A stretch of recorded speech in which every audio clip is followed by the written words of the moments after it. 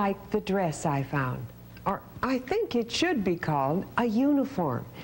And I'm quite sure that this was meant to be worn with it on the head. Do you know what the person did who wore this uniform? She was a nurse, and I would guess maybe back in about the 1920s. You know, when I think of nursing, there is one woman in particular who stands out in my mind as being truly remarkable. Her name was Clara Barton, and here is a picture of her as a grown woman.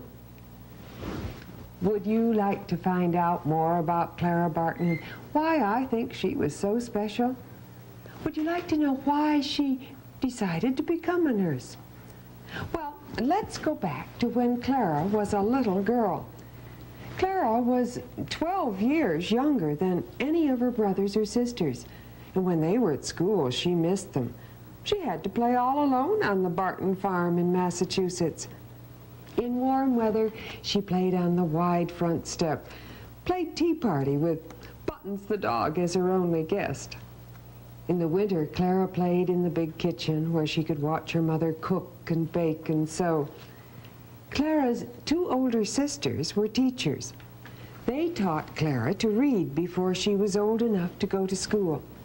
She was not so lonely when she could read storybooks to herself.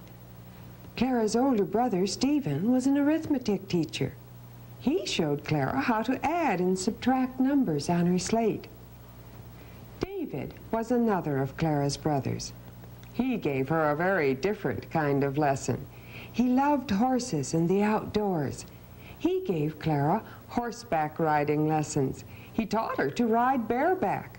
Oh, the two would gallop over the fields, holding on to their horses' manes. Clara's father had been a captain in the French and Indian Wars. He lined up toy soldiers on the parlor floor, and he showed Clara how soldiers fought battles. He told her stories about wars and battles, and Clara liked this best of all. Once, she even told her father that she wished she could be a soldier. When Clara was 11 years old, something happened that changed her whole life.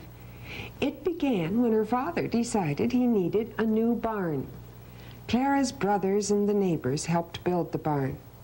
Clara watched the men working. She watched her brother David as he stood at the top of the new barn, and she thought how brave he looked, standing so high above the ground. Oh, but suddenly a board broke and David fell crashing to the ground. Everyone ran to help. Bravely, David stood up and said that he was not hurt. Oh, but later that night his head began to ache and he had a very high fever. When the doctor came, Clara and her mother waited outside the door. Poor boy, he is in such pain. He won't let anyone come near him. Please, Mother, let me see David. Let me try to help him. All right, child, but only for a few minutes. Clara went into David's room. He had always been so strong. Now he lay still. His face was white. His eyes were closed. The doctor was afraid David would die. But Clara was sure she could make him well. She begged to be his nurse. The doctor showed Clara how to give David his medicine and take care of him. For months, Clara worked day and night to help her brother get well. No matter how sick David was, Clara never lost hope. I won't give up. You will get well. I know you will. The only playing Clara did during David's illness was to go for short rides on her horse. Her older sisters helped her with her schoolwork at home. Oh, it was a wonderful day for Clara when David was finally able to walk out of his room. Smiling, David told everyone, "It was my little nurse who made me get well." The doctor agreed. He told Clara's mother and father that she was a natural nurse. Now that David was well, Clara had a new wish. She hoped that when she was grown up, she could help other people as she had helped David. and that wish became the most important thing in her life. Several years later, Clara decided to become a teacher. That was a way to help others, she thought. So, Clara put up her hair and lengthened her skirts. She was only in her teens and still very small for her age. She wanted to look older when she took her first job. In those days, people did not have to have special training to become teachers, so Clara had to teach her first class without anyone ever having told her just what to do. Oh, she was so frightened the first day of school. Why, some of the boys in the class were even bigger than she was. Oh, but she got through that first day, and the next, and the next. Clara found she enjoyed teaching school. She made her children enjoy school, too. Clara became known as a fine teacher. She worked very hard at her job. As time went on, she became very tired. One morning, she found she could not talk. She could only whisper. A doctor told Clara that she had been working too hard. She must take a long rest. Clara decided to go to Washington, D.C., our nation's capital, for a change and a rest. Oh, but she was not still for long. She soon grew tired of resting. Clara found a job in Washington. Why, she was one of the first women to work in a government office. In her free time, Clara went to hear the speakers in Congress. At this time, the congressmen from the North and the South were not able to agree about many important matters. Most of all, they argued about the right to own slaves. Finally, in 1861, a war between the northern states and the southern states began. It was the Civil War. After the battle started, many of the wounded soldiers were sent back to Washington, D.C. Some wounded soldiers were taken care of in hospital tents near the battle lines, but most of them waited days to be helped. Some were brought many miles in wagons over rough roads. On the long journey to the hospitals, the wounded men had no medicine to help their pain. There were no nurses to take care of them. Many times they had no food. How badly they needed someone to nurse them.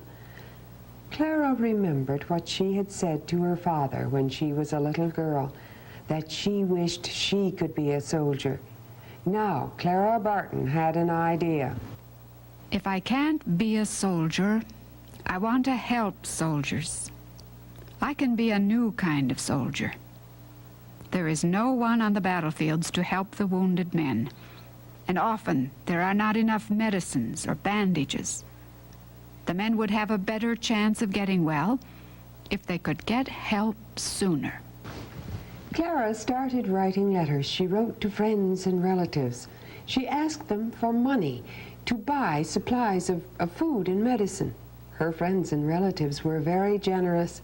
Soon, Clara had a warehouse of blankets and bandages and food. Clara went to see some generals of the Northern Army. She asked them to let her go to the battlefront. Give me a chance. Let me go to the battlefields. I can keep many of your men from dying.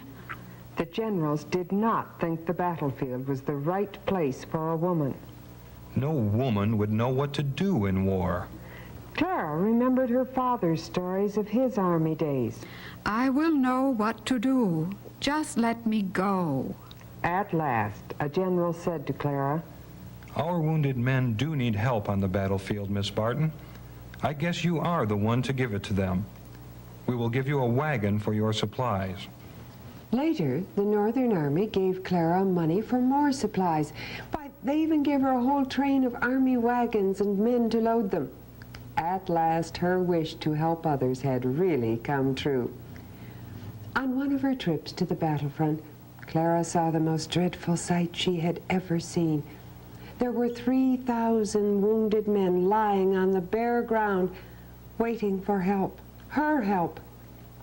Without a moment's delay, she began building a fire, preparing food, bandaging wounds. But she seemed to be everywhere at once. She worked all day and through the night. When daylight came, a young officer rode up. He pointed to a cloud of cannon smoke. The enemy will soon be here, Miss Barton. You will not be safe here when the fighting starts. Please, leave at once. Clara saw some wounded men still waiting to be put in wagons. There are men here who need me. I cannot go yet. Clara hurried to finish her work. She saw that all the men were put into wagons or on the train. They would be taken to hospitals. Then the young officer came back. Hurry, Miss Barton. Take my horse and ride to the train.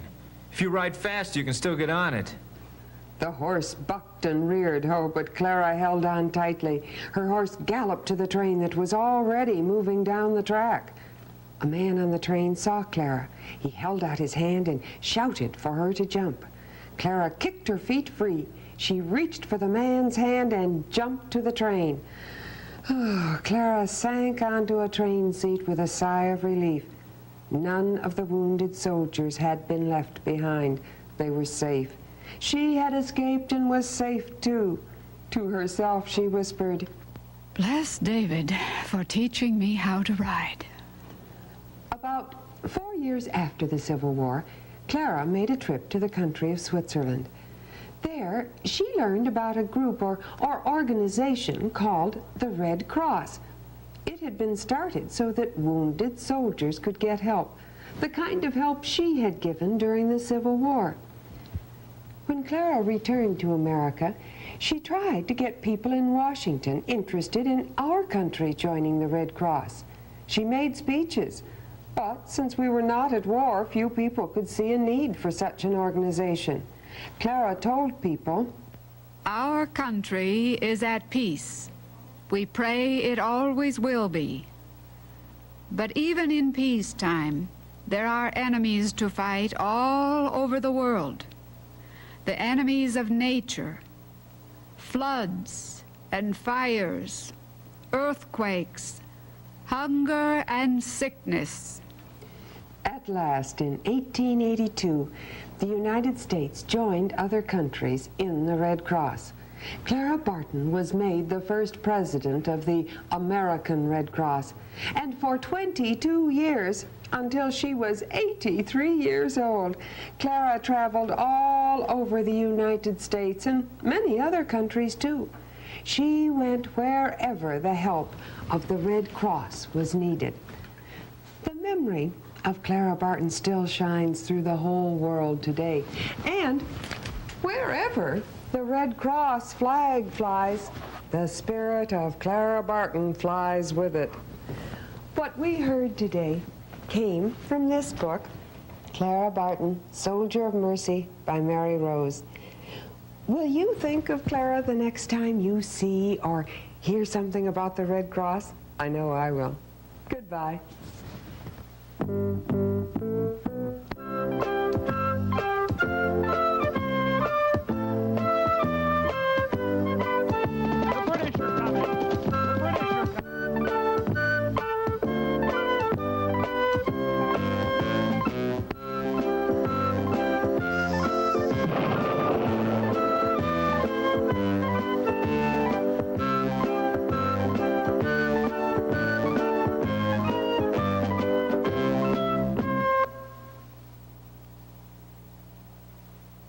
The preceding program was made possible by a grant from the Ohio Department of Education.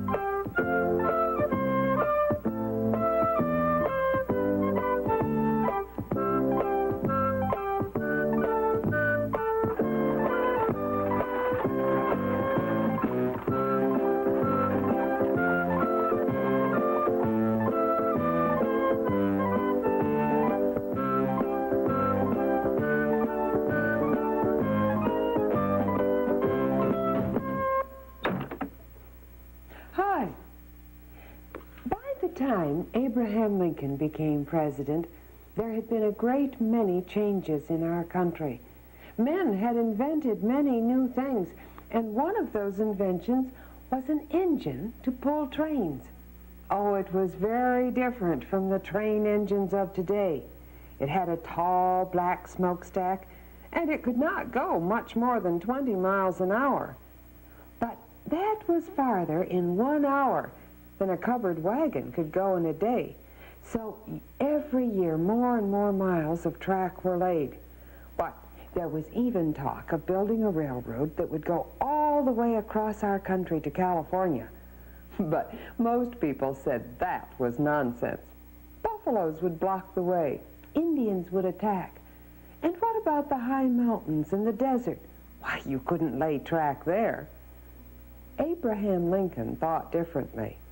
After he was made president, he signed a paper that said a transcontinental railroad was to be started. Now, the word trans means across, so transcontinental means across the whole width of our country, across the continent. 2 companies were to build the railroad. One company was to start building west from the Missouri River. The other company was to start building east from California. When the 2 tracks met, the railway would be done. Most of the men who started work at the Missouri River had come to this country from Ireland. Most of the men who started work in California came from a very different part of the world. They wore loose blue suits and straw hats. They had pigtails down their backs. They came from the great land of China. Now, a boy named Mike and his father had come from Ireland.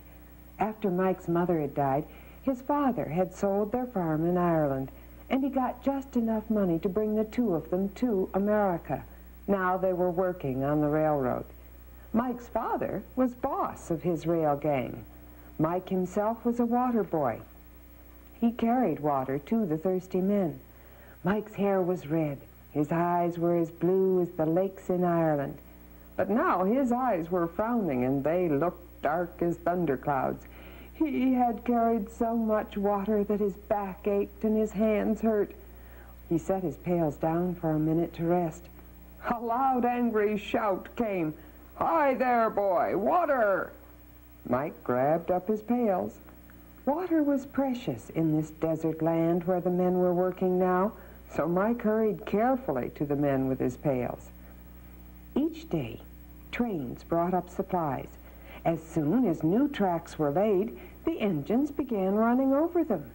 Each day the engines could go a little farther before they came to end of track, as the men called it. Sometimes a mile of track was laid in a day, sometimes 2 miles, sometimes even more. The trains brought up railway ties and iron rails, spikes and bolts. They brought up all the food for the men and hay for the horses. Now, end of track was in the desert, and the train had to bring water as well. The air was always full of noise. Wagons pounded past, men shouted, hammers clanged as the men drove spikes in. Oh, suddenly there was another sound. It was right behind Mike. It was the thud of hoofs. There was a shout, and Mike jumped aside. A big horse went galloping by. A boy rode on the horse's back, and he was shouting at people to get out of the way. The horse galloped down the track. Behind the horse was a long rope fastened to a rail truck that was bringing up more rails for the men at end of track. Mike watched the horse. Oh, how Mike longed to ride such an animal. Oh, but there was no horse for Mike. On he plodded down the path with his pails. Now the day's work was nearly done. No more water was needed. Mike went over to watch his father's gang before they stopped work. There were a few more rails to lay. The men worked fast. It took just half a minute to lay a rail. 2 rails a minute. The end of track moved forward. Nearer and nearer together came the 2 lines of track. Now, a race began between the Irish and the Chinese workers to see who could lay the most track in a day. Oh, the men were eager and excited. The Irish worked hard to beat the Chinese. The Chinese worked hard to beat the Irish. The Irish had done their share of hard work. They had laid track over mountains and across the desert under burning sun. They had had to fight Indians. Oh, but the Chinese, too, had had their share of hardship. Why, in the mountains they had to cross, there were some places where the cliffs dropped straight down for 2,000 feet. There was no place for track. A shelf had to be cut into the side of the mountain. The Chinese workers were let down by ropes. There they hung over the cliffs. They chipped the rock away by hand. Oh, what would happen if the ropes broke? But that was not all. The Chinese had cut tunnels through the mountains. They had blasted away the rock with gunpowder, and that was very dangerous. The men had to light the gunpowder and then run. Sometimes they could not run fast enough. Mike wondered about these Chinese. They were strangers. They were different. He wasn't sure he liked them. Once Mike had seen some of them driving a supply wagon. A boy about his own age was in the wagon. The Irish boys had laughed at the Chinese boy. They'd pointed at his straw hat and his pigtail. But the Chinese boy had paid no attention to them. At last, news came that made every Irishman sit up. Each day, the workers on both sides had been trying to lay a little more track than the day before. Now came news. The Chinese had laid 6 miles of track in one day. Never had there been such a record. Oh, Mike heard the men around him mutter, "We'll show them." Never had the work gone so quickly as it did the next day. Rail trucks thundered along, hammers clanged. Mike raced back and forth with his water buckets. During the day, word came in. 4 miles had been finished, then 5 miles, then 6. Oh, everyone cheered. They would break the record the Chinese had set. Then something unexpected happened. Mike was hurrying along the path. A rail truck came pounding down the track. The big horse was galloping by. Suddenly, the animal stumbled, and the boy riding him went flying over the horse's head. The boy lay on the ground, and the horse stopped. Mike ran to the boy and knelt beside him. He asked if the boy was badly hurt. The boy opened his eyes. Then he began to shout at Mike to get on with the load of rails. The rails must get on to the end of track, and quickly. For half a second, Mike looked at the boy. Then he grinned, his eyes flashed blue, and in a second he was on the horse. "Giddy up!" shouted Mike, and the horse broke into a gallop. Mike bounced up and down. First he thought he'd be bounced to bits, but he held on for dear life. Down the track galloped the horse with the truck following along behind. The men who were waiting were angry. They did not look to see who was on the horse. One worker shouted, "Where have you been, boy?" Mike had no time to explain. He just stopped his horse fast. Then Mike's father saw who was riding the horse, and he shouted to his son, "Good work! Keep those rails a-comin'." When the truck was empty, back down the path rode Mike. He bounced about less now. He was getting used to the horse, and for the rest of the day, Mike rode proudly back and forth along the track. That night, there was good news. 7.5 miles of track had been laid. Oh, there were cheers and celebrations. But not for long. Word came from the other side. The Chinese boasted that the next day they would lay 10 miles of track. 10 miles in one day. Impossible. The railway was nearly finished now. The tracks were coming very close together. In fact, they were so close, it was decided to give the Irish workers a holiday to go to see the fun. 10 miles in a day? Impossible. Mike was up before daybreak. He rode across the desert with his father and a group of the other men in a big wagon. At 7 o'clock, the signal for the Chinese to start work was given. Mike's eyes opened wide. Never had he seen men work so fast. 15 seconds and a rail was down. By noon, 6 miles were down. By 7 o'clock that night, 10 miles were done. The Irish went grumbling back to their camp. The record was broken. And what was worse, there was nothing they could do about it. The railway was too nearly finished. There were only 6 miles of track left to be laid. Mike muttered to himself that it wasn't fair. He was sure the Irish could have beaten the Chinese if they'd only had the chance. He almost hated those Chinese. There was a great celebration when the last rails were laid on May 10th, 1869. The place where the 2 tracks met was in the state of Utah, near the Great Salt Lake. Trains came up on the tracks from both directions. They brought crowds of men in high silk hats. They brought ladies in long silk dresses. There were people from every part of our country. At last, everything was ready. 2 engines stood facing each other. Then, the last pair of rails was laid between them. A band played. There were speeches. Then, a gentleman lifted a big hammer. He drove in the last spike in the Transcontinental Railroad, and that spike was made of pure gold. The 2 engines steamed forward until they touched. The people clapped and shouted and threw their caps into the air. The whistles on the engines blew until Mike thought his ears would burst. Bells began to ring. Men fired their guns into the air. Oh, Mike was screaming as loud as anyone. He was jumping up and down. Suddenly, he saw that he was beside the Chinese boy. Mike forgot that he did not like the Chinese. Before he knew it, the 2 were clapping each other on the back. They were laughing and shouting together. The 2 boys could not talk together, but they grinned.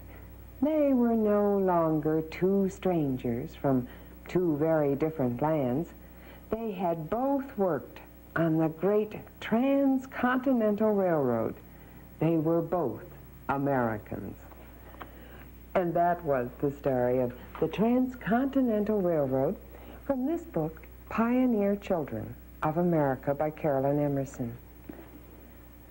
Little by little, our country changed from a land of covered wagons and log cabins to one of factories and railways and machinery. It's not, however, the factories and the engines that make a country great. It's the people who live and work there. And men and women and children from almost every land in the world have helped to make this country what it is today. You are going to go right on finding new ways to make it even better. I count on that. Goodbye.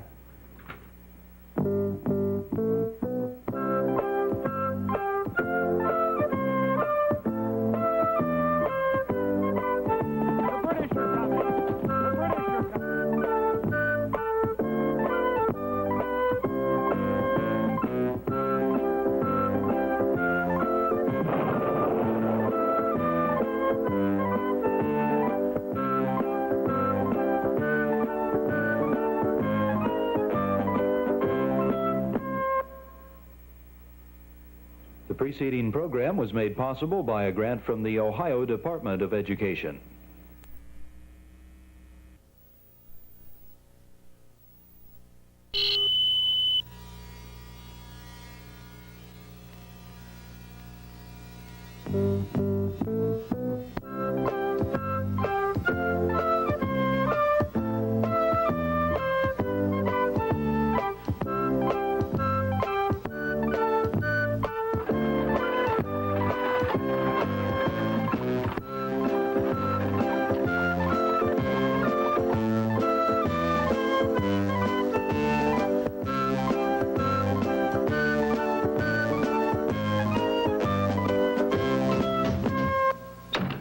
Hi. We have a very special visitor with us in the attic today. My friend Cowboy Jim. Howdy. I asked Jim to join us because, well, frankly, I don't know very much about cowboys and the early days of cowpunching, and I hoped he might be able to tell us something about that part of America's past. I sure would like to. And there's one cowboy in particular that I think you should know about. A fellow by the name of Pecos Bill. He was known all the way from Texas to California for his bravery and his inventions, and for the way he looked. I guess if we've ever had any giants in America, Pecos Bill was one of them. What do you mean he was a giant? Was he big? Was he big? You ask any cowpuncher if Pecos Bill was big. Well, but how big? I mean, tall as a real giant and strong? Oh, shucks, yes. Why, he was easy 12 feet high and strong enough so that he could rope a couple of miles of railroad track just like it was a little cat. Weren't people afraid of him? Only the outlaws and the robbers. They were plenty scared. But decent folks never had a better friend. And the cowboys, well, he put us on the map. How? You tell us what he did. Well, no two cowpunchers tell his story just alike, but I'll tell you what they say down in Texas, where I come from. Bill's folks were pioneers. They liked the wide open country, and when the neighborhood began to get crowded, well, they'd just pack up their wagon and move on. Now, Bill was just a little fella. Some say he was just a baby, but most folks agree he was about 4 when his ma met his pa at the cabin door one night and... Pa? Oh, Pa? What is it, Ma? That old rattlesnake been bothering you again? Worse than that. We got to move. What for? We just got this place fixed up with prospects of a good crop come fall. It's the same old thing, Pa. Neighbors. Again? How close? Close enough to make it crowded. 50 miles from here this time. Next thing we know, it'll be 25. And after that, we'll see smoke rising when they start their fires. Might as well move into town. Well, I guess you're right. You get the children ready and I'll pack up the wagon. We'll cross the Pecos River heading west. But before we set out this time, I want my supper. It's waiting for you, Pa. You come inside and we'll make plans while you eat. And that's when Bill got separated from his family. That time they were pushing on through Texas, heading west. You see, they piled that wagon so high that little Bill, who was hanging on the back, bounced off just after they crossed the Pecos River. His family didn't miss him for 3 days. They had so many children. And by the time they found out, it was too late. You see, he'd been taken in by a mother coyote and made a member of the pack. Some say he stayed with them till he was grown. But at any rate, he stayed with them long enough to learn their language, as well as the language of all the other animals. And what's more, he didn't know that he was a boy. Now, the way he found out he was a boy was, one day he met a cowboy. Howdy, stranger. I said howdy. You live out here in these wild parts? That's pretty good. You know, I'd sworn it was a real coyote if I hadn't seen you do it. What is it? Don't you talk? Talk? Yes, talk. Like this. Talk. Talk. You mean you talk like a coyote? Talk. But you're not a coyote. You're a man. Like me. A man. You have 2 arms, 2 feet, a face. Say, you got any clothes? Like the stuff I'm wearing? No clothes. But that doesn't mean that you're a coyote. The Indians don't wear clothes like these, but they're men. Look here. You haven't got 2 pointed ears, or a long, sharp nose, or a tail. No long ears, no long nose, no tail. You see, you're not a coyote. You're a man. I tell you what, you come back with me to camp, I'll teach you to talk, and if you don't want to join the human race, I'll eat my hat. Now, Bill was smart. By the time he got to camp that night, he'd learned how to talk. And he told them all about his being a coyote since he was a little fella. And when he told them it was the Pecos River where he'd been lost, the men decided to call him Pecos Bill. Did he ever go back to the Coyotes? Well, not to stay. You see, he'd joined the human race. But he never forgot how to talk to animals, which was a very handy thing in the West in those days. Bill was a friend to every living creature, wild or tame, and they were friends with him. Now, what about his inventions? You said he was smart, and he must have been to have learned to talk in one day. But what did he invent that was so wonderful? Well, quite a lot of things that cowboys use. You see, Bill lived in different camps. All the camps wanted him because he was so big and strong, and also because he had ideas on how to do things better. For example, all of you probably know what barbed wire is. Well, I bet you didn't know that Pecos Bill invented it. You see, in the West in those days, they didn't have stones to build walls to keep the cattle in. So Bill, he just tied little bitty pieces of wire around a long piece, and there it was, a fence. Yes, sirree. Pecos Bill invented barbed wire and a lot of other things like, well, one day he was walking in the corral of the XL Ranch and thinking. This being a man is fine, in lots of ways. Good food every day, soft beds at night, other men to talk to. But there's something wrong. Something that didn't bother me when I was a coyote. It's time. There's too much time spent doing nothing. Hey, Joe. What do you want, Bill? What's up? Joe, how do you go about bringing in a steer? Why, like everybody else does, I guess. Put the rope down on the ground, and then set a spell, and wait for a steer to step into it. Takes a long time, don't it? Well, you can't hurry up a steer when he's got all of Texas for a pasture. I got a better idea. One that'll bring in 200 steers while you're waiting for one. Look. Bill picked up a rope, coiled it, aimed it, and threw it. There. If there'd been a steer running by, that would have caught him right around the neck. And you know, you could even throw it from a horse. Think of doing all that with a little old piece of rope. There ought to be a name for it. We'll call it a lariat. And it's been called a lariat ever since. Now, Pecos Bill worked out a lot of other ideas, too, that made cow punching the biggest business in the West. Instead of just a few steers each year, why, hundreds and thousands of cattle began to be handled by the western ranches. And Bill invented the ways and the words for doing it. So when we go out on the range and lasso them with our lariats, we'll call it rounding them up. Rounding them up. Then after we bring them back here, we herd them. Herd them.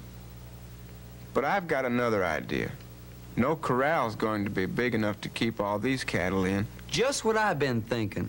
So what's the use of our working so hard to get them?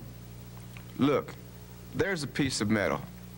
Somebody take it to the kitchen and heat it up. Red hot. Somebody else fetch me a steer. I'm going to take that piece of metal and brand the steer with it. Brand him. But it'll leave a mark. Sure it will. That's what it's for. This here's the XL Ranch. If we brand our cattle XL and turn them loose, anybody that sees them will know that they come from here. That way we don't have to worry about keeping them fenced in. We simply ride the open range to round them up. Sounds like a good idea. Not as much trouble as the old way. Here's a critter for you, Bill. And here's the branding iron. Look out, it's hot. Someone hold his horns while I grab his tail. There. Don't hurt him any more than a bee sting. And now he's free to run where he likes. And from that day to this, cattle have been branded and cowboys have been riding the range. But whatever happened to Bill? Did he always stay a cowboy? Did he ever get married and settle down? Oh, he kept on being a cowboy, all right. Fact is, his business got so big that while he lived in Texas, he had to use New Mexico for a corral and Arizona for a pasture.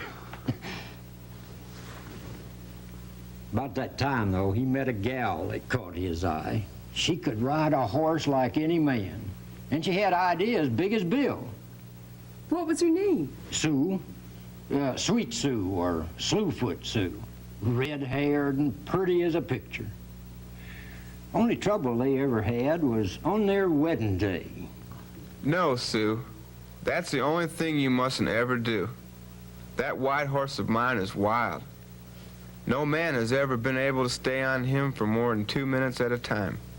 You can ride any other horse in the West, but stay away from Widowmaker. Why do you call him Widowmaker? Because he's made a widow of the wife of every man that's tried to ride him. Do you promise?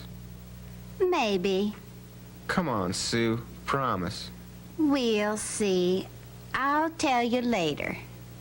And away she ran. Well, you can guess what happened. The next thing Bill knew, Sweet Sue had jumped on Widowmaker. Well, could she ride him? Well, not for more than 2 minutes, just like Bill said. That white horse, he reared up and he threw her up to the moon. Some say that she stayed right where she lit. Others say she ran away and was never heard from again. But down in Texas, where I come from, they tell how she fell. And she landed on her bustle, and she bounced and bounced and bounced till Bill came by and picked her up. Did she ever try to ride Widowmaker again? Not as long as she lived. I guess she figured Bill knew best. Well, now, is that all there is to tell about Pecos Bill? Oh, I should say not. There's a lot more to tell, only we don't have time for me to finish it today. But the main thing to remember is Pecos Bill was a giant. Not just because he was tall and strong. Bill was a giant because he had big ideas. The cowboys owe more to Pecos Bill than to anybody else in the West. I guess so. Would you have liked to have been a cowboy back in the days of the early West? It was hard work, but it sounds exciting and fun, doesn't it? You know, I'm very happy that we had this cowboy with us today. I thank you so much for telling us about Pecos Bill. Well, thank you, ma'am. It was my pleasure. And you know, it's going to be a real pleasure for me when you come back to share another story in the attic. I'll see you then. Goodbye.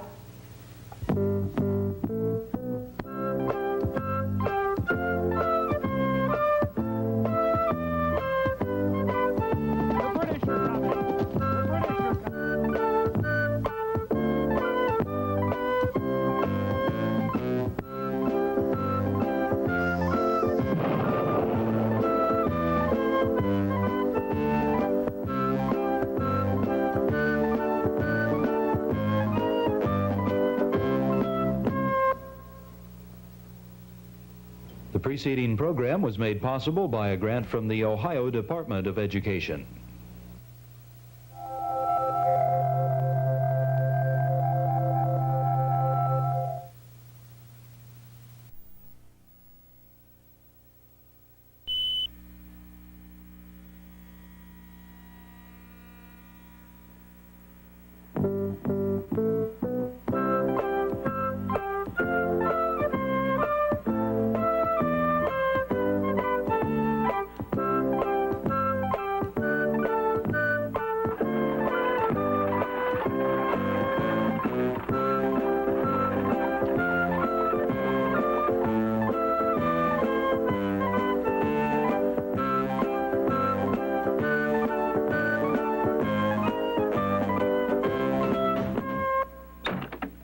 Hi.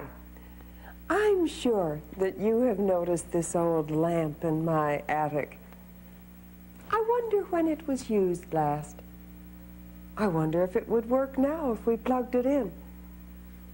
As old as it looks, we must remember that there was a time when there were no electric lights.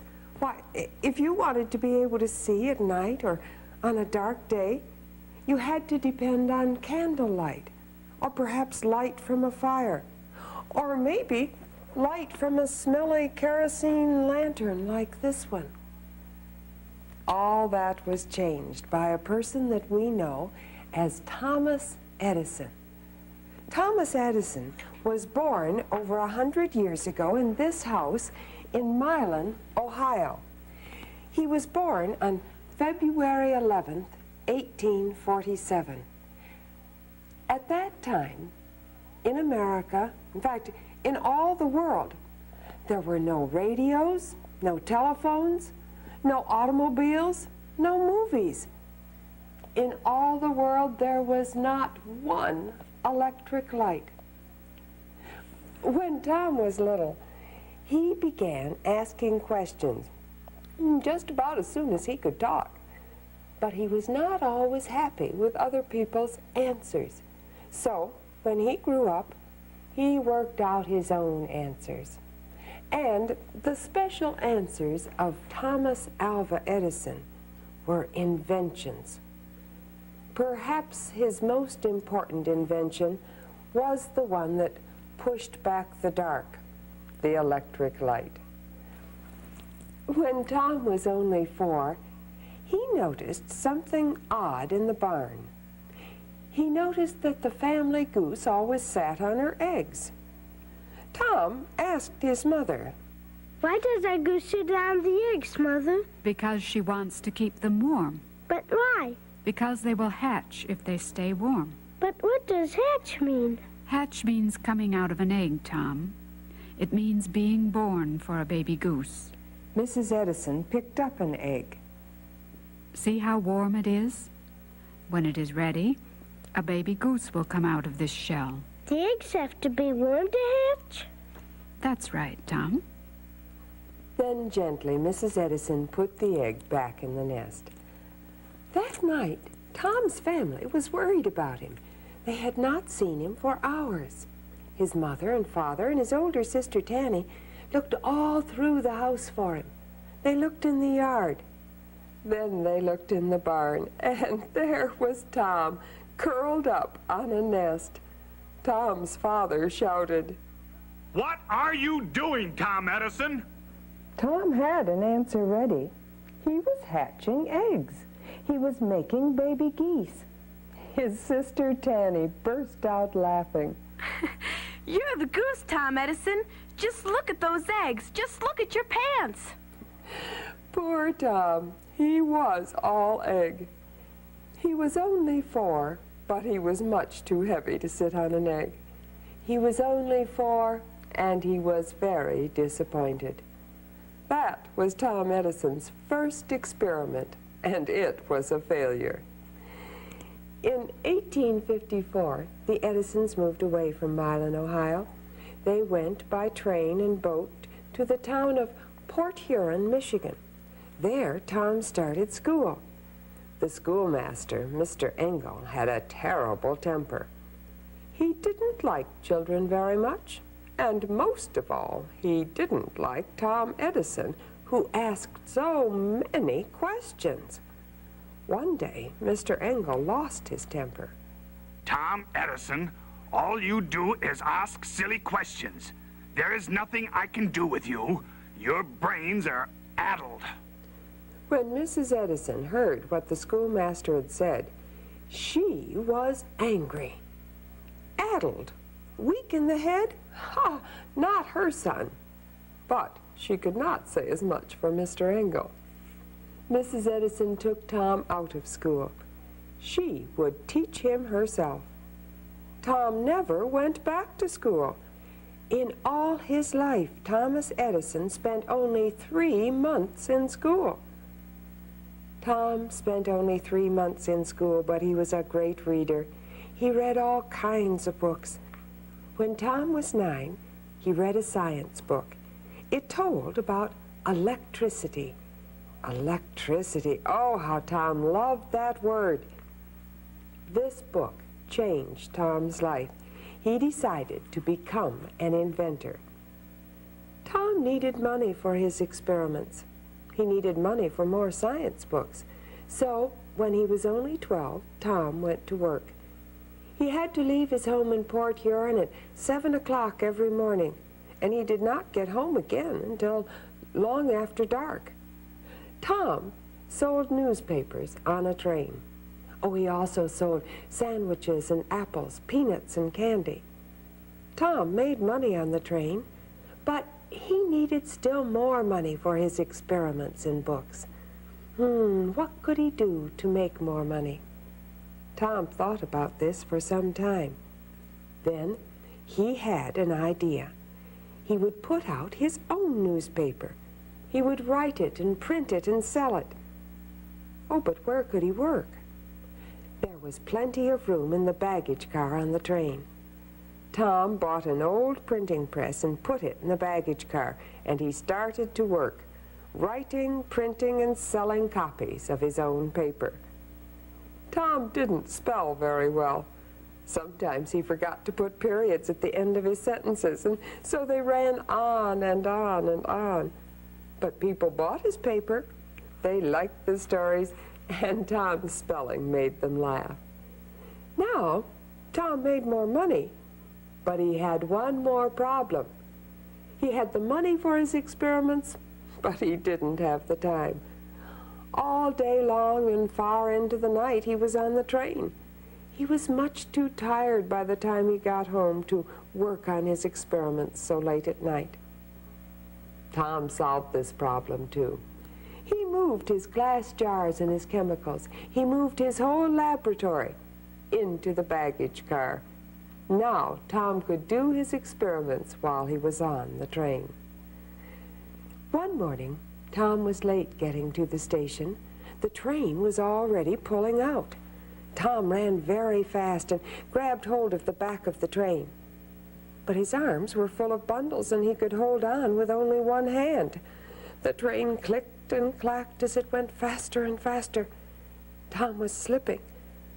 A man on the train reached down and grabbed Tom. He grabbed the first thing he could get hold of. He grabbed Tom's ears and pulled Tom up to safety. Tom Edison felt something go snap inside his head. Very soon, he was quite deaf. Oh, he could hear people shout, he could hear the roar of a train, but all the soft sounds of the world were lost to him. Tom tried not to mind. He taught himself to read other people's lips, and he said the silence gave him room to think. Oh, but years later he wrote in his diary that he had not heard a bird sing since he was 12 years old. For 3 more years, Tom continued to work on the train, and then one day the train pulled into the station where his friend Mr. Mackenzie worked as a telegraph operator. Tom hopped off quickly and ran into the telegraph office. He liked to watch Mr. Mackenzie work. Tom loved the mysterious telegraph machinery. As he stood in the office, he looked through the window. What he saw made him rush out. Little Jimmy, Mr. Mackenzie's son, was playing on the tracks, and a train was coming. Tom took a flying leap right in front of the train. He grabbed the little boy and they rolled to safety. Tom felt his heel bang against the side of the train. It was that close. Mr. Mackenzie's voice shook. What can I ever do to repay you, Tom? Tom looked toward the telegraph office. Mr. Mackenzie understood. He would teach Tom the secrets of the telegraph. Tom studied hard. 5 months later, a proud boy shook hands with Mr. Mackenzie. Tom was only 16 years old, but now he could do a man's job. Now he could join the men who wandered from town to town, men who called themselves telegraph operators. For 5 years, Tom wandered, from Ohio to Missouri to Alabama, from Mississippi to the Carolinas, and then back home again. During those years of work, he did a lot of dreaming. Ideas began to grow. Then when Tom was 21, he went to New York City, where he worked for men who owned big machines, new machines that ran by electricity. Tom was very good at inventing ways to make these machines better. He began to make money. In a couple years, he had enough money that he could stop working for other men. Tom built himself what he called an invention factory. was on a piece of land in New Jersey called Menlo Park. He hired other men to work with him and help make his ideas and dreams come true. One of his first important inventions was this phonograph machine. Hello, hello! Mary had a little lamb, its fleece was white as snow. And everywhere that Mary went, the lamb was should go. Mary had a little lamb, its fleece was white as snow. And everywhere that Mary went, the lamb was should go. As you can see, nothing about that phonograph machine looked much like our record players of today. Later, Tom improved it. He put a big horn on it to make the sound better, and he made a better record, too. It was round and flat, just as the ones of today are. Now, this is a picture of the first electric light, the one invented by Tom Edison. Today, we have many kinds of light bulbs for many different uses, but they all began with this first electric light. The first movie camera was another of Edison's inventions. It was a very heavy machine, and today they're light enough that you can carry many of them and even take movies at home. I wonder, would Tom Edison recognize some of his own inventions if he were to see them today? Oh, he was a man with so many dreams for the future. I think he might. What I know for sure is this. His inventions made America a better and a brighter place for all of us to live. What you heard today about his life came from this book, The Story of Thomas Alva Edison, Inventor, by Mickey Compere. If you ever get the chance, I hope you will visit the Edison Museum in West Orange, New Jersey. There you can see and even touch many of his inventions. You'll see the notebooks in which he put his ideas. Why, he filled 3,400 notebooks. You can see the chair in which he sat and the coat he wore while he worked on his experiments. Oh, the next time you turn on a light or play a record, I hope you will think about this man who made all of that possible for you and all of us. Goodbye.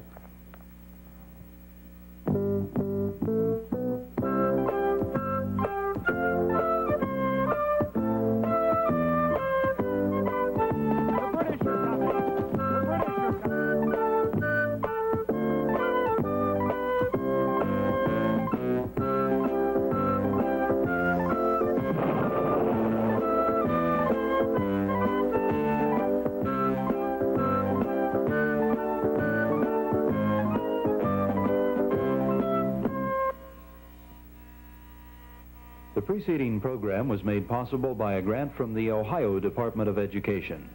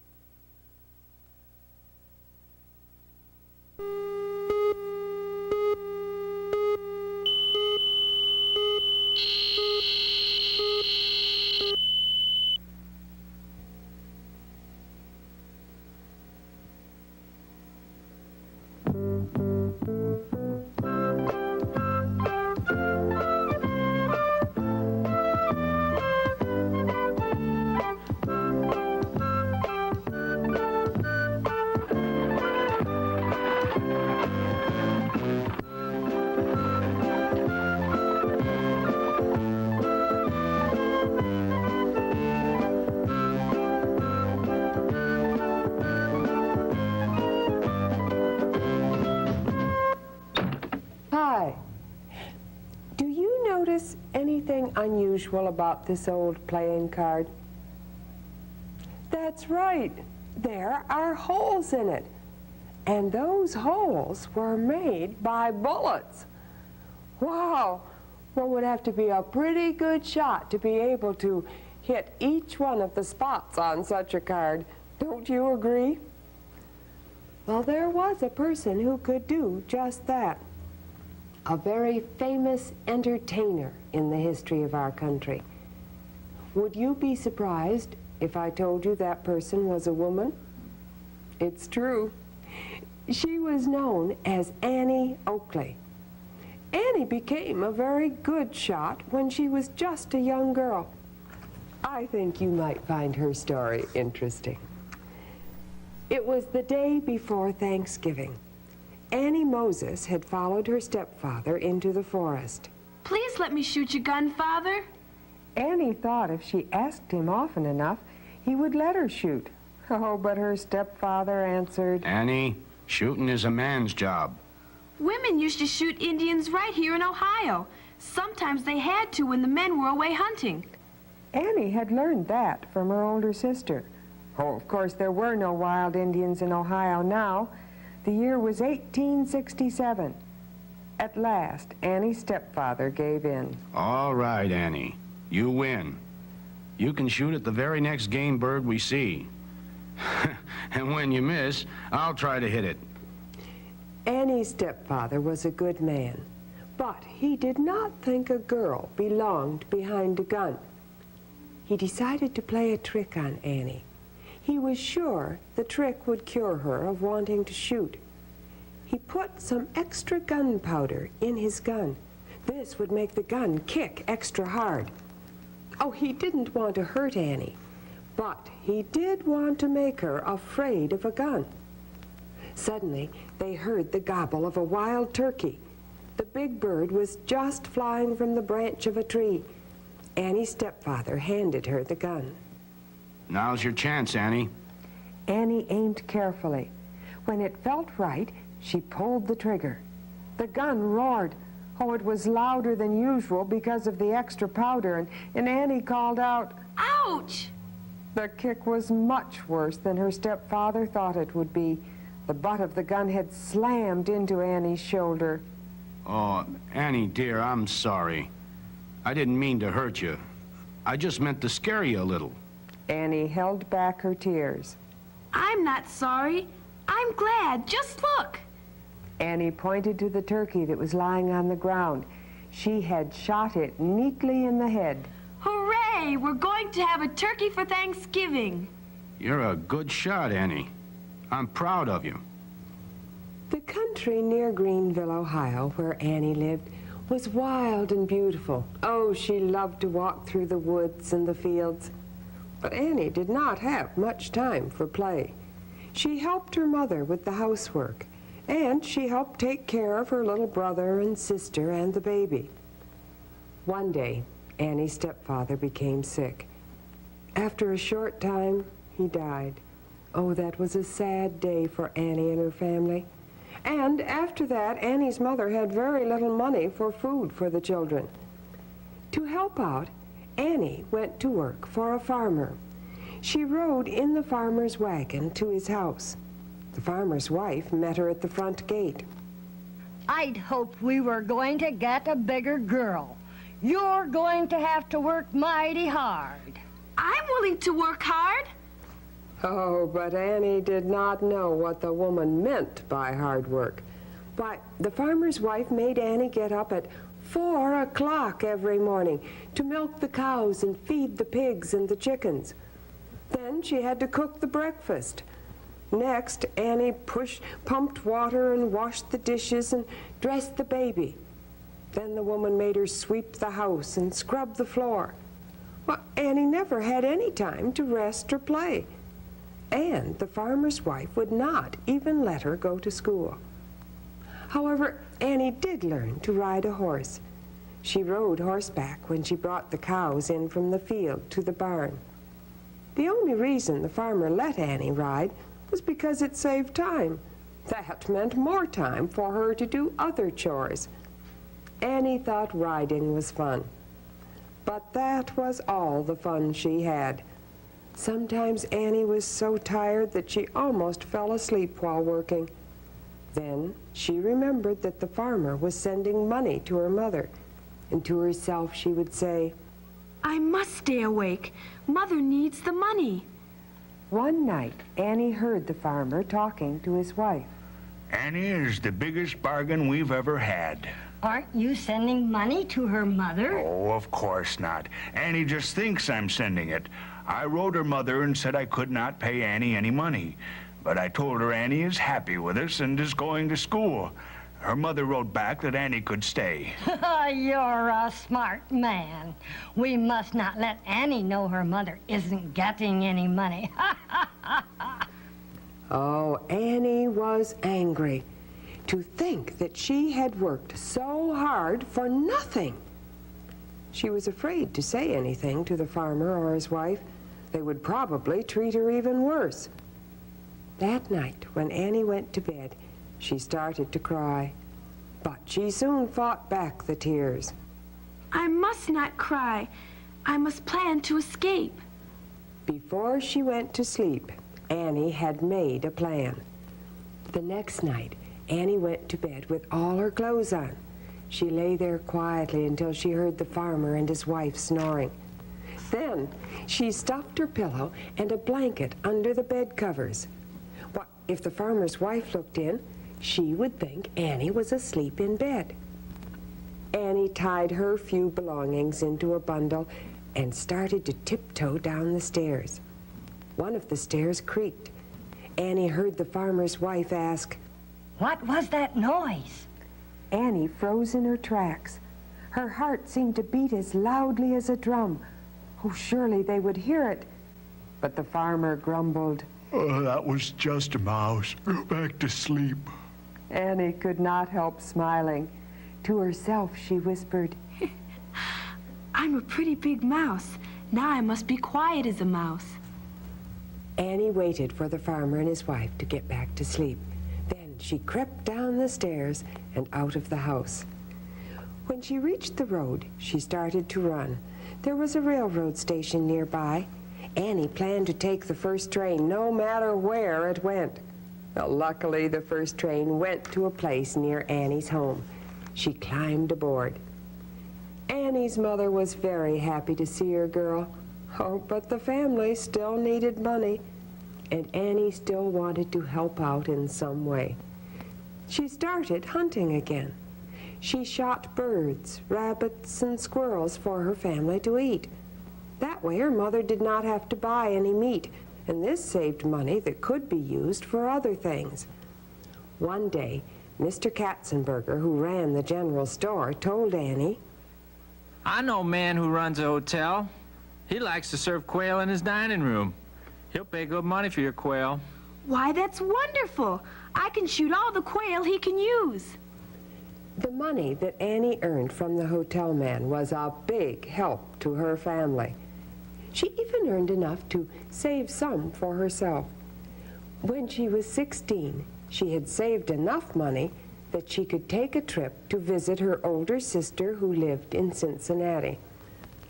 While Annie was in Cincinnati, she met a young man who did trick shooting in a theater. His name was Frank Butler. Frank was very impressed with Annie, and within a year the two were married. Annie became part of Frank's act on the stage. Now, she needed a stage name.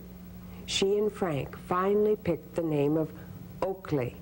They liked the way Annie Oakley sounded. Annie and Frank became a very popular team. Crowds paid big money to watch the two do their trick shooting.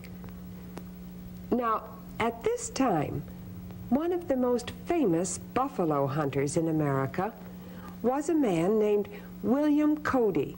He was called Buffalo Bill. He started a Wild West show. He wanted people in the eastern part of America to see what the West was really like. The people who came to his show saw wild buffalo, deer, elk, and bear.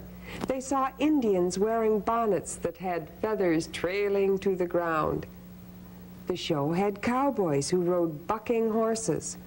There were make-believe bandits who robbed a stagecoach. The show also had some men who were good shooters. Buffalo Bill met Annie and Frank. Oh, Annie was so small that Buffalo Bill did not believe she could shoot. When she showed him how good she was with a gun, he changed his mind and even asked her to join his show.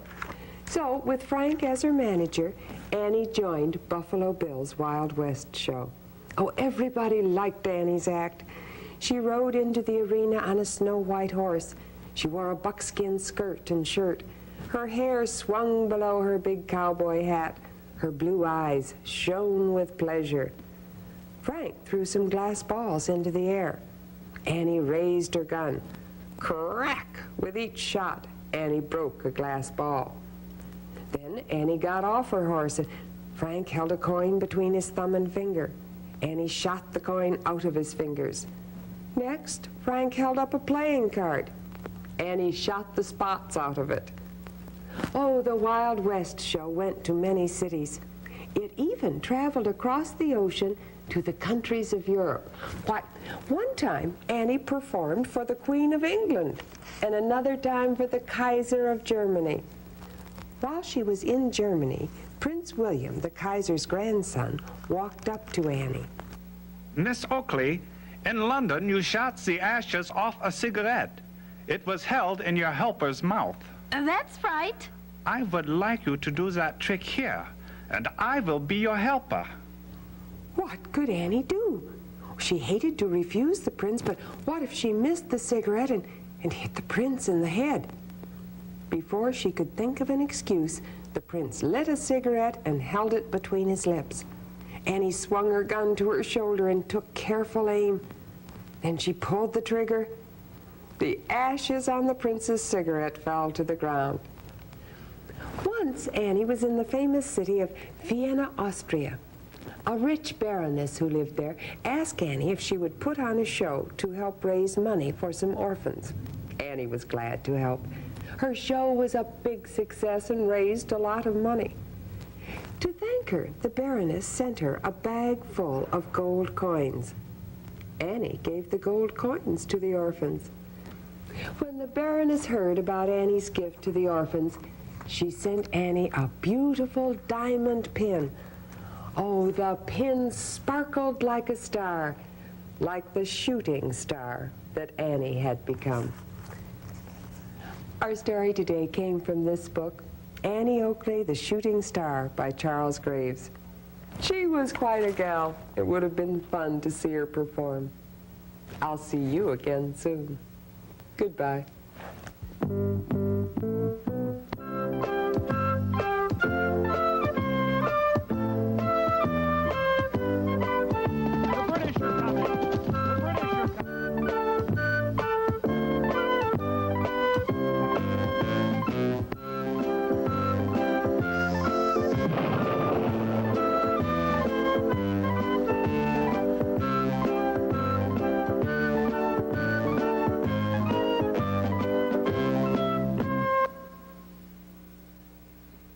The preceding program was made possible by a grant from the Ohio Department of Education.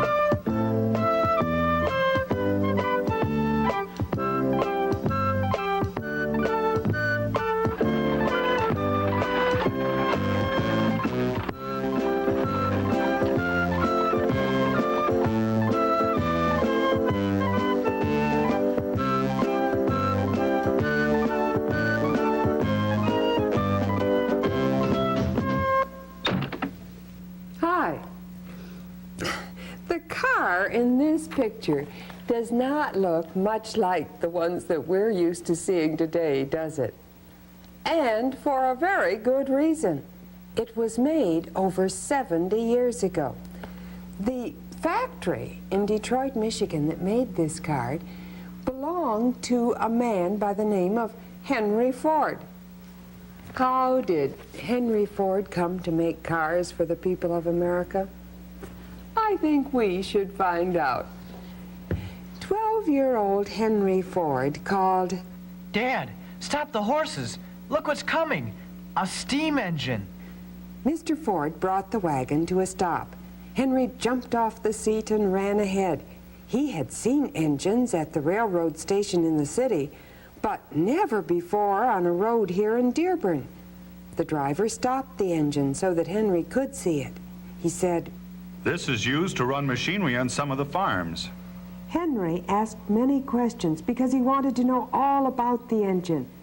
The driver told Mr. Ford, That's a bright boy you have there. He should make a good farmer. Mr. Ford shook his head sadly. Henry can fix tools and almost anything else, but he doesn't like farm work. If we had an engine, I would. Then and there, Henry had a dream, but he did not tell his father. He would make a smaller engine so farmers could use it in place of horses. His engine would pull wagons and make farm work easier. And best of all, it would move a carriage faster than any horse could. When Henry was through with high school, Mr. Ford wanted him to stay on the farm. Oh, but Henry said, Farm life is not for me. I'm going to the city. I'll work in a machine shop where I can learn more about tools and engines. You can't make engines on a farm. He had not forgotten his dream of making an engine that would pull a carriage. The city of Detroit was not far from Dearborn. There, Henry found work in a machine shop. Every day, Henry worked hard at the shop, learning all he could about engines. One day, he read about a new engine. It burned gasoline, and it was not as large as a steam engine. Henry thought he could make one too. Maybe it could pull a carriage. Was this the answer to his dream? He visited his father in Dearborn and told him his plans. Mr. Ford said, That would be a fine thing for farmers. Why don't you stay here and build your engine? And so Henry stayed.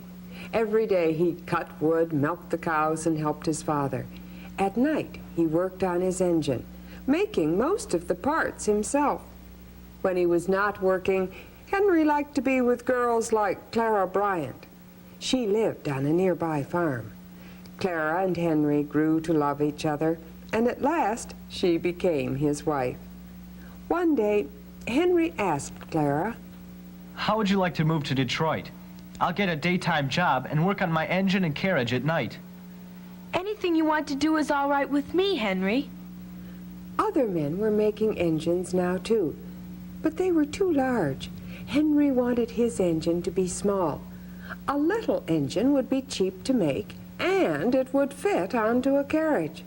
Henry told Clara, Horses won't always be needed to pull carriages or wagons. If I can make an engine that doesn't cost much, everyone can buy one. Why, then everyone will have a horseless carriage.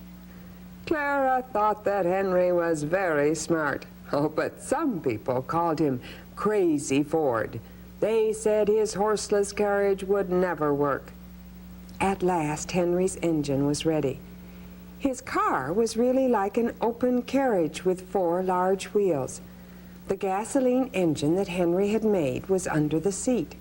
He started the engine, climbed onto the seat, and off he went.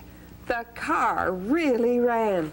Crazy Ford, his horseless carriage worked, and his dream was real. Of course, there is a lot more to know about Henry Ford and about the cars that came after that first one. So perhaps you will want to read this book, Henry Ford, by Adrian Paradis. When it became possible for families to buy a car, imagine the excitement of taking the very first ride in such an automobile. We're going to visit the Walker family on the day that they get the second car in town. Ellen Walker looked at the clock. Too early for dinner. She tried to read her book. Too excited to read, because today was the day. After dinner, the automobile was coming, the second car in town. Dr. Payson had the first automobile. It was black and shiny. Dr. Payson had no children, just Mrs. Payson, and she did not like children. So no children rode in Dr. Payson's car. Mr. Walker's car would welcome children, Ellen, Kate, Fred, and their friends.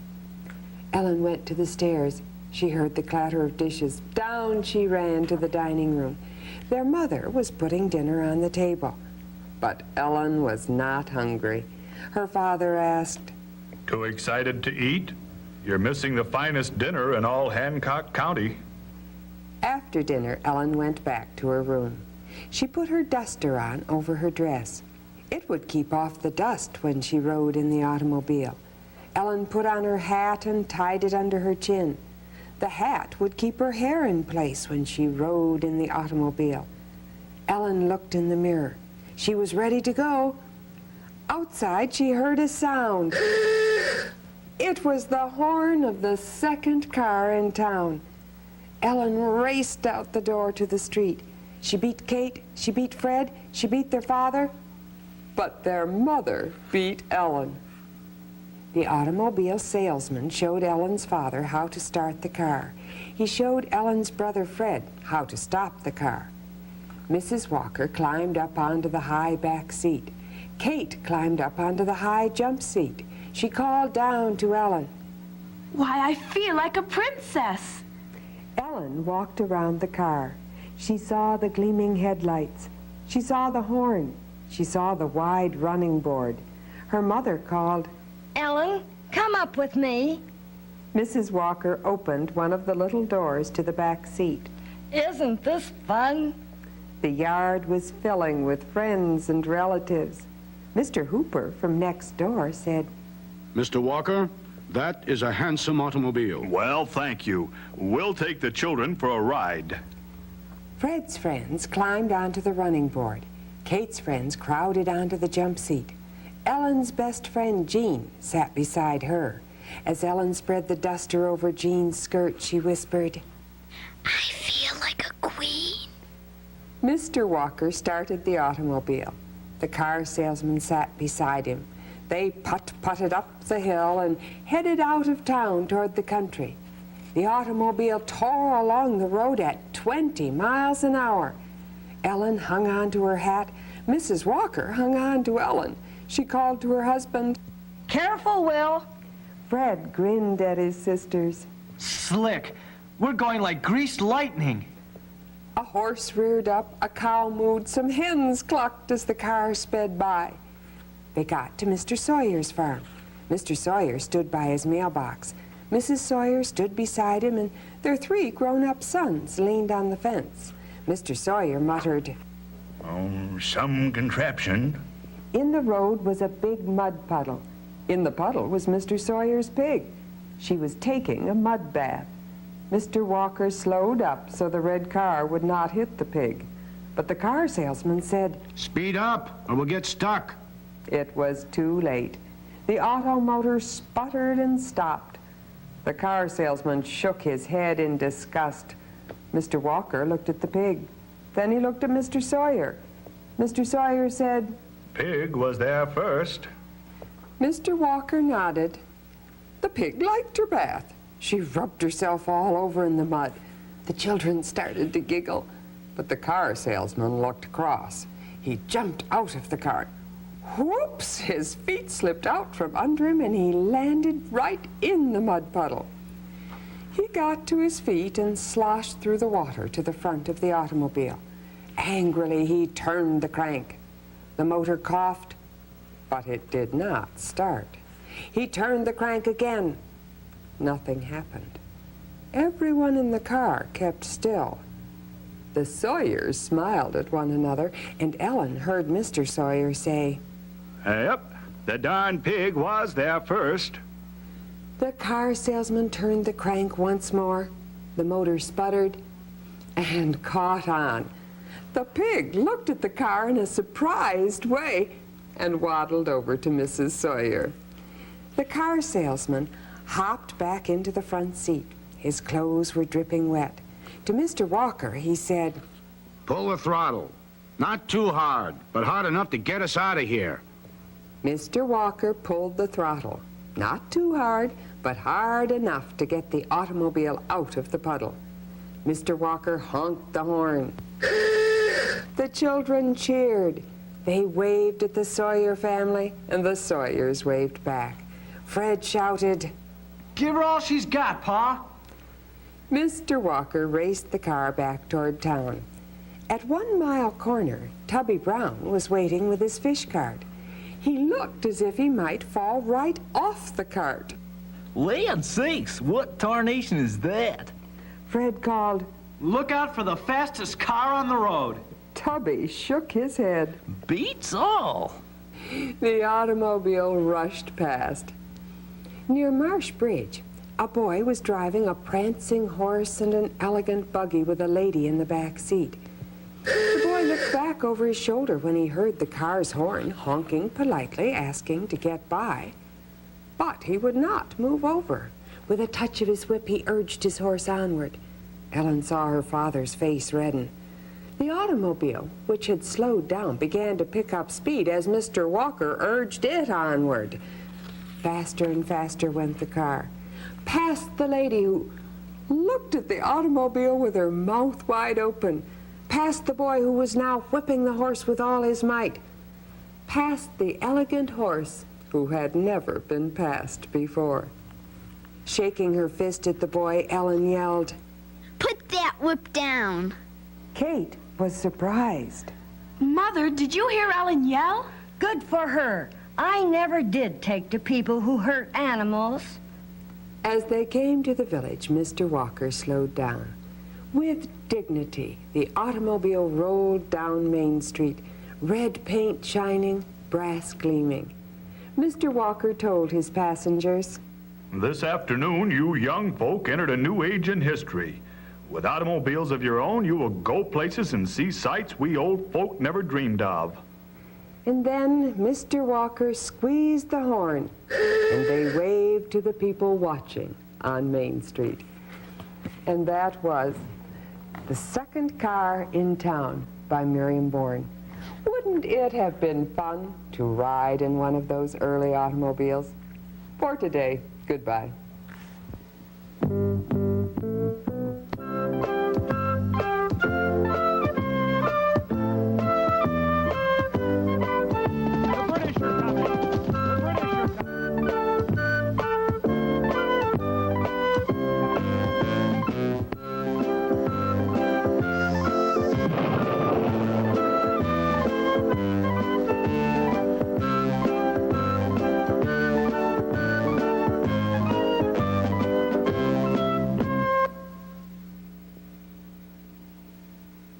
The preceding program was made possible by a grant from the Ohio Department of Education.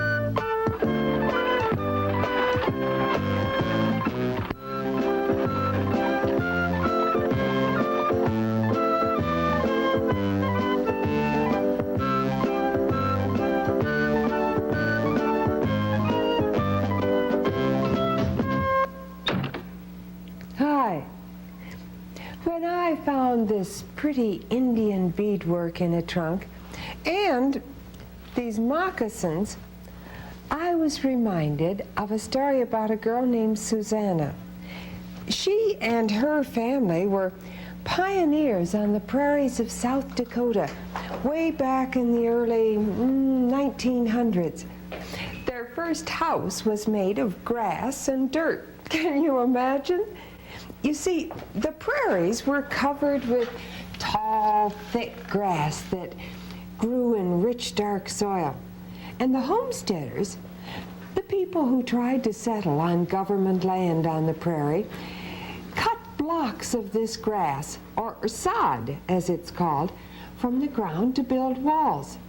They would pile the blocks one on top of another.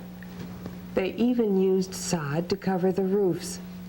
Oh, but why do the moccasins and the beadwork remind me of Susanna's story? I think we should read Little Yellow Fur and find out. Susanna's mother warned her, Play close to the house. South Dakota is wild country, not like the town where we used to live. Susanna was playing in front of their sod house. She and her mother and father were homesteaders. They had settled on free public land near the Rosebud Indian Reservation. Papa liked it here, but Mama was lonely so far from friends.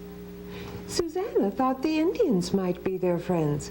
They often rode by on their ponies, and they always waved to her. Often they stopped and talked to Papa. Now she heard the sound of horses coming. Young Indian men were riding them. Her mother ran out the door. She took Susanna's arm and pulled her into the house. Then Mama pushed the kitchen table against the door. She piled chairs on it to keep the Indians out. The men stopped their ponies in the yard. They whooped and laughed, and sometimes they sounded angry. Mama stood with her back pressed against the table. She was trembling. Susanna's heart beat fast. An Indian knocked at the door and shouted that he wanted a drink of water. Papa had told Susanna that some Indians knew a few English words. Papa could talk to them in Sioux language, but Mama could not. She called, There's a dipper at the windmill tank. The Indian did not go away. Other young braves came to the door. They pushed on it. They laughed as if they knew Mama was afraid. Susanna went to the window. There, looking at her, were 3 Indian faces. The young braves waved. They spoke in their language, the language of the Sioux Indians. Susanna wished she knew what they said. She wished they could understand her. Please, don't frighten Mama. At last, the young Indians went to the windmill tank. Then some older Indians rode by and took the young men home with them. Soon Papa came from work in the far field. Mama told him about the Indians who pushed on the door. She added, I'm afraid to let Susanna play outside. Don't worry. I know where I can buy a good watchdog. The next day, Papa brought home a Great Dane dog. His name was Turk. Turk watched Susanna when she played in the yard. He taught her to stay in the yard. If she went toward the prairie or the creek, he growled. If Susanna did not come back, Turk went after her. He set his teeth in the hem of her dress and pulled her back to the yard. All summer, curious Indians stopped in the yard. The Indian women and children liked to look at Turk and Susanna. They called him Dog Big as a Pony. Turk let them come close to admire Susanna. The Indian women touched Susanna's blonde hair. Little Yellow Fur, they named her. They gave her chunks of brown sugar, calling it Chahumpiska. Susanna ate it and wanted more. Chahumpiska? The Indian women laughed when Susanna said the Sioux word for sugar. They clapped their hands and cried, "Hey-ya-hey!" Susanna knew this meant, "Wonderful, you're doing fine." She laughed with the Indians and said, Hey-ya-hey! Susanna's mother watched from the door of the house. She did not know what to do. The Indians liked Susanna too much, and Susanna liked them. They came almost every day to see her, and someday they might take Susanna home with them. An Indian woman went to Mama. She held out her own happy baby. Then she pointed to Susanna and said, "Trade?" Mama looked more frightened. All the Indian women laughed. Mama could not tell whether they really wanted to trade children or were only teasing her. The next summer, Susanna had a baby brother. He often slept outside in his carriage. Mama told Turk to watch him, too. The big dog tried to watch Susanna. Oh, but she played farther and farther from the house, and he could not go after her. He could not leave the baby alone. One day, Susanna crossed the prairie to the little creek. She picked flowers and she played under the wild cherry trees. Oh, like Papa, she loved this wild country. It was almost dark when she heard her mother calling. She ran home. Papa was there. Mama was almost crying. With his arm around Susanna, Papa said, There, the Indians didn't take her. Susanna gave Mama a bouquet. Her mother smiled and kissed Susanna, but she said to Papa, I have reason to worry. I'm alone here all day with the children. I know the Indians don't want us here on land that used to be theirs. The young men came to the tank again today. They talked loud and angrily. I'll speak to Red Cloud. He's a friend of mine. He'll ask his braves to behave. The next day, Susanna saw Papa and Red Cloud talking together. Red Cloud was a leader of the Sioux. Red Cloud's eyes were sad. Susanna knew why. Papa had told her. Red Cloud had fought at the Battle of Wounded Knee 25 years before. His wife and children were killed in the fight with the soldiers. The Sioux still called it the Battle of the 100 Slain. They could not forget. And so many settlers were still afraid of Red Cloud and the other Sioux. Now Susanna heard Red Cloud tell Papa why the young men were angry. In the buffalo days, we were happy here in our own country. The prairie was full of four-legged game. The young men hunted, and we were never hungry unless the winter was long and the snow deep. Then the white man came. These settlers told us they wanted only a little land, enough to set a house on. But they kept coming, like a river. They filled the prairie. Their guns drove the buffalo far away. Now our young men have little to hunt, nothing to do. We must live on a reservation and a little pen. Our eyes run with tears. So our young men race their ponies, and they laugh when they frighten the white settlers. Then Red Cloud rode away. One afternoon, Susanna went to the creek again. She walked far along the banks, picking wild cherries. She heard a sound behind her and turned. Oh, she was looking right into the face of an old Indian. She knew that wise face. It was Red Cloud. Indian women and children laughed, happy to see Susanna. They invited her to go with them to their village. Susanna went. It was a long walk, so Red Cloud carried her on his shoulders. At last he set her down in a circle of teepees. Women bent over outdoor cook fires. They turned roasts of rabbit and prairie hen. The meat smelled good, and Susanna was hungry. The women gave her bits of roast hen. Indian boys and girls gathered around and ate with Susanna. After supper, the boys showed her their small bows and arrows, and one boy said, We must shoot well, like our fathers. We must grow up to be good hunters and bring home meat to feed our people. An older boy leaped on his pony. He shot an arrow straight through the heart of a cactus plant.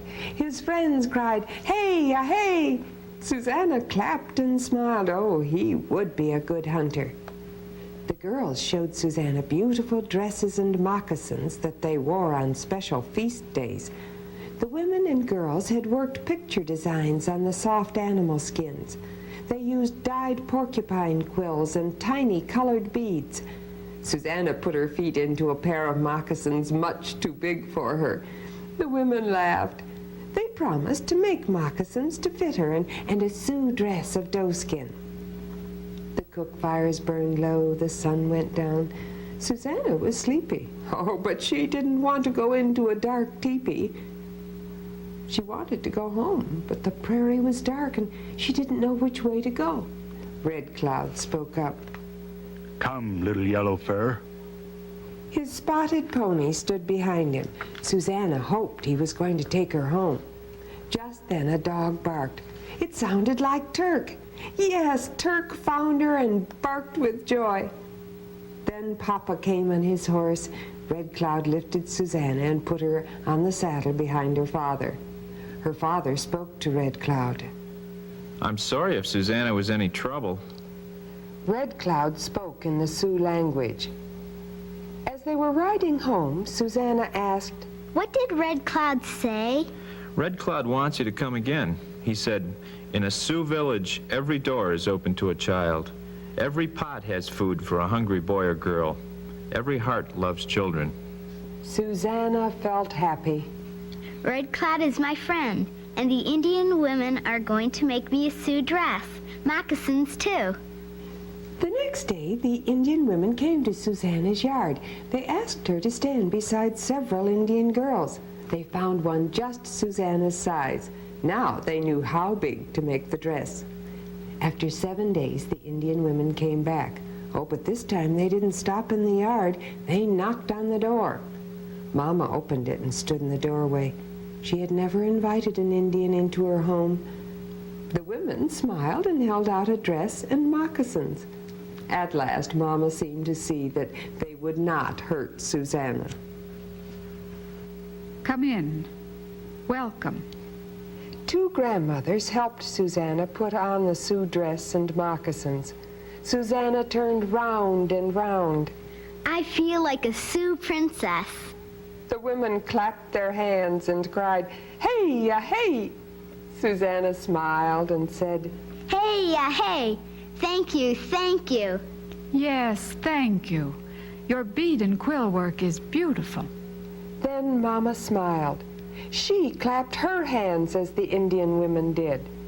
Hey-ya, hey! Susanna was happy, for now Mama knew that the Indians were their friends. And that was Little Yellow Fur by Wilma Pitchford Hayes. In the story, the author tells about things that really happened to her as a child. She was Little Yellow Fur. For today, goodbye.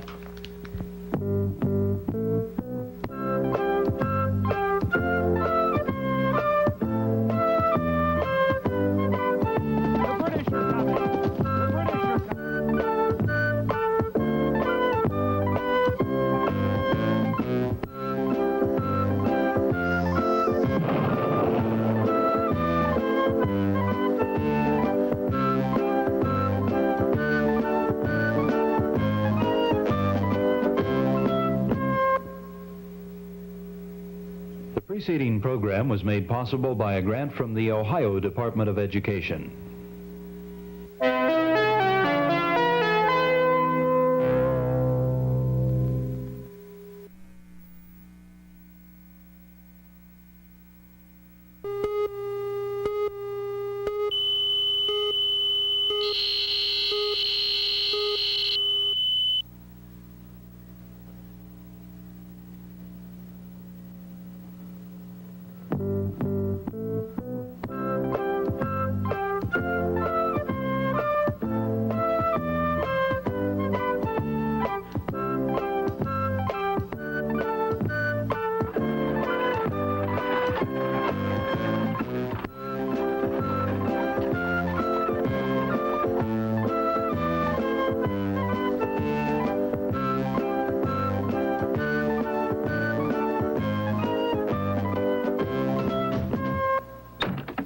Hi.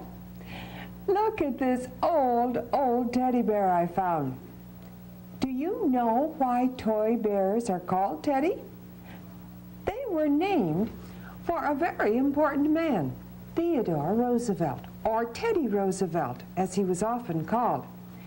In the year 1902, a picture was taken of Teddy Roosevelt holding a little cub bear whose life he had saved while he was on a hunting trip. And because he was so famous, many people saw the picture, and soon toy makers began making little stuffed bears that they called teddy bears. Today we're going to learn something about this man, Theodore Roosevelt. His son, Quentin, would like to tell you the story. I'm Quentin, and here's my brother Archie, and here's Father. There's just one thing bad about Father. He's President of the United States. That means he has to live in the White House.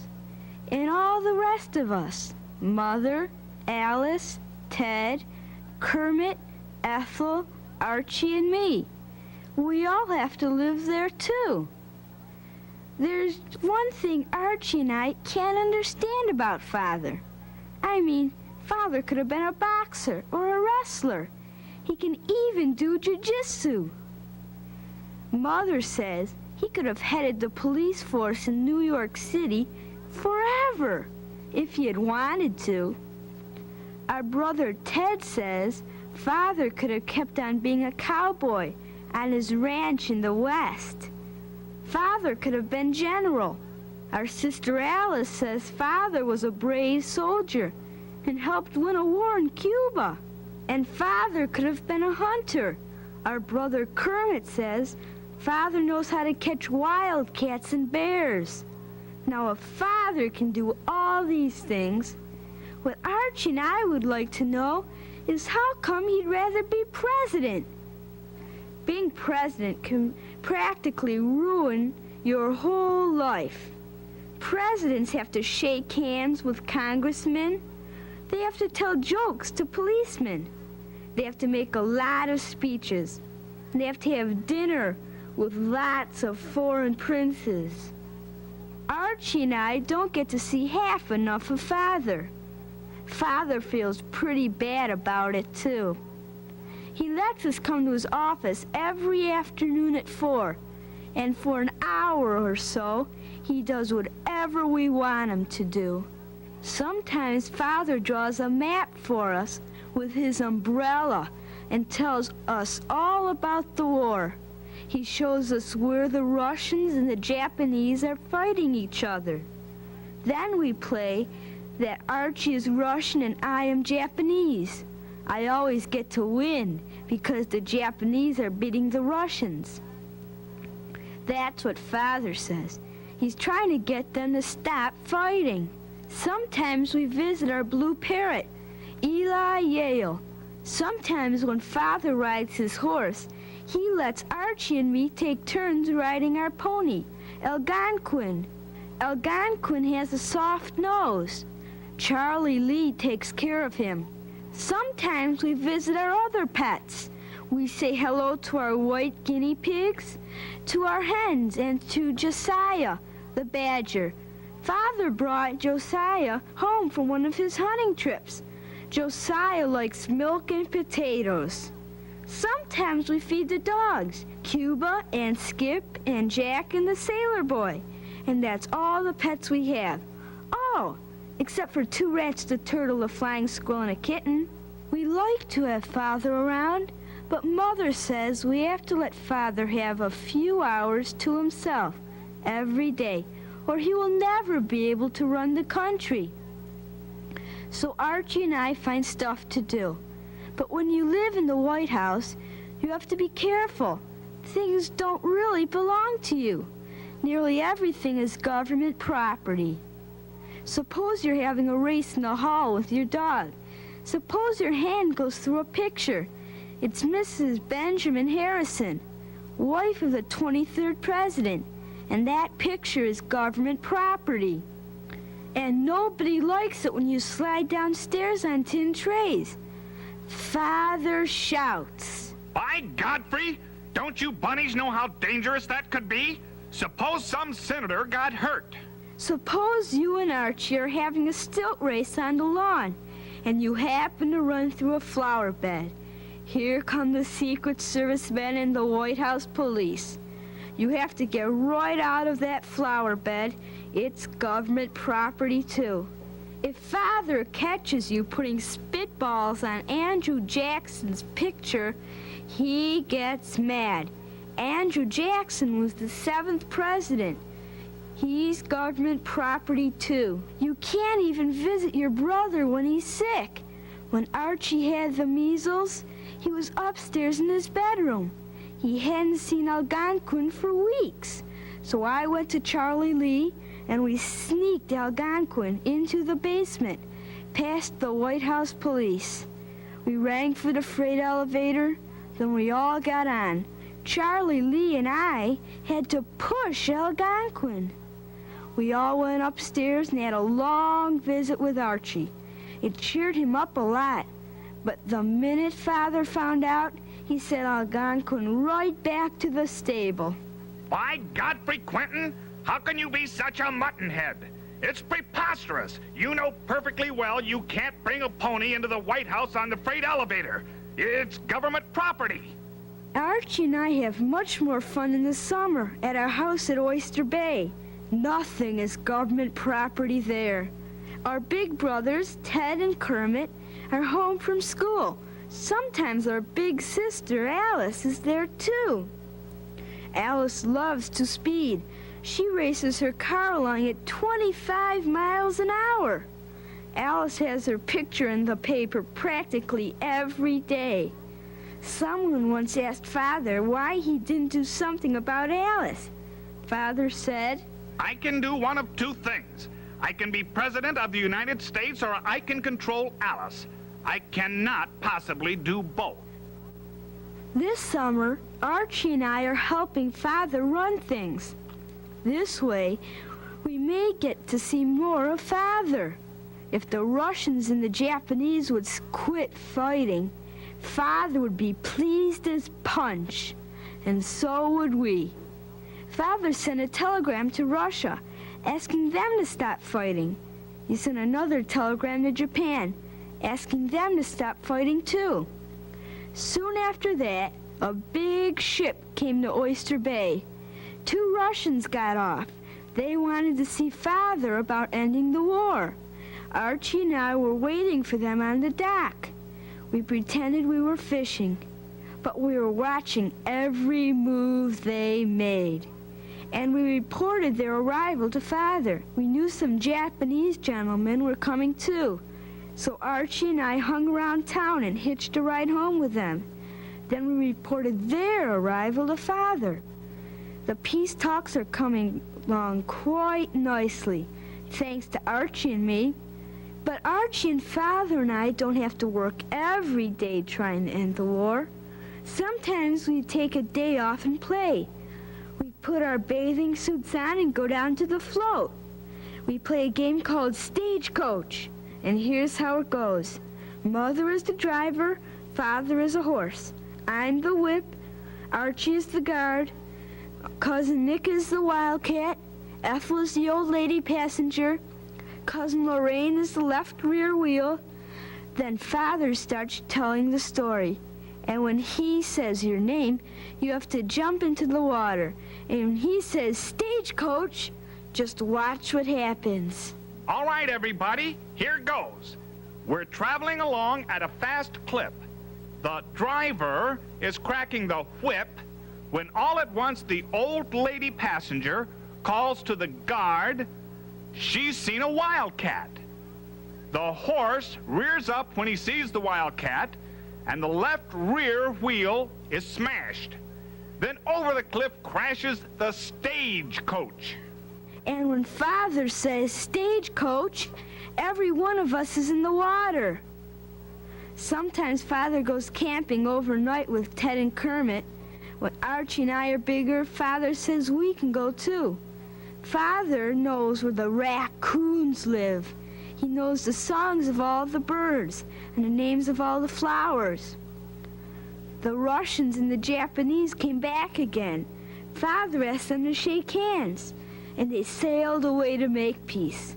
Archie and I were in the Father's study when suddenly the telephone rang. What's that? Then Father called to Mother. Edie, they've made peace. The war is over.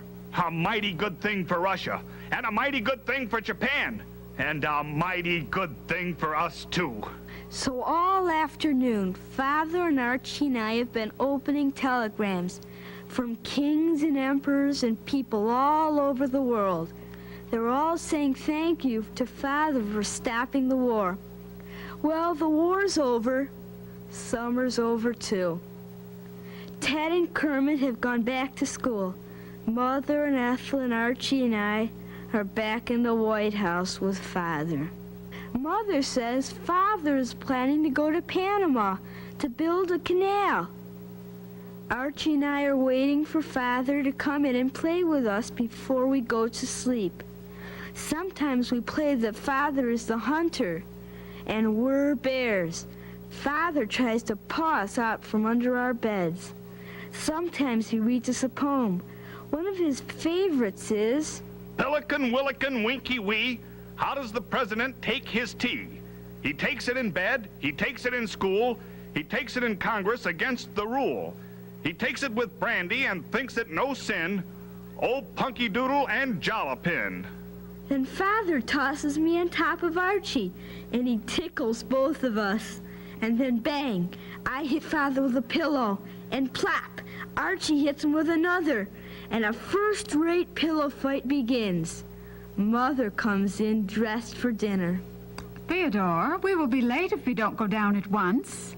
Why, Edie? Quentin here and Archie and I. Theodore, you've rumpled your shirt. You'll have to change it. Then Mother and Father kiss us goodnight and turn out the lights. Archie and I get under the covers, and we talk about what we're going to be when we grow up. Archie says maybe he will be a general, or a cowboy, or a policeman, but not me. I've thought it over. When I grow up, I'd like to be a plain man with bunnies like Father. And that was The One Bad Thing About Father by F.N. Mongeau. Teddy Roosevelt is just one of many, many Americans who helped to make this country what it is today. The United States is one of the strongest, most powerful countries in the world. Oh, but more important, it's a wonderful and exciting place to live. I hope the stories we've shared have helped you to understand your country. And I hope you will go right on your own, finding books to help you learn even more about the United States of America. Goodbye.